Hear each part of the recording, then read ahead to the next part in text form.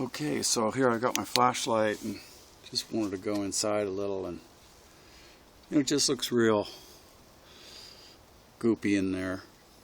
A lot of old grease in the bottom. We'll have to clean up and maybe hone out the inside cylinder walls. And then here's just to give you a little bit better idea of the piston assembly. There is one seal, two seals, and then this top seal is partially, damaged and eaten away. So I'll put all this in my little grease pan and clean all that up and go from there. Thanks for watching.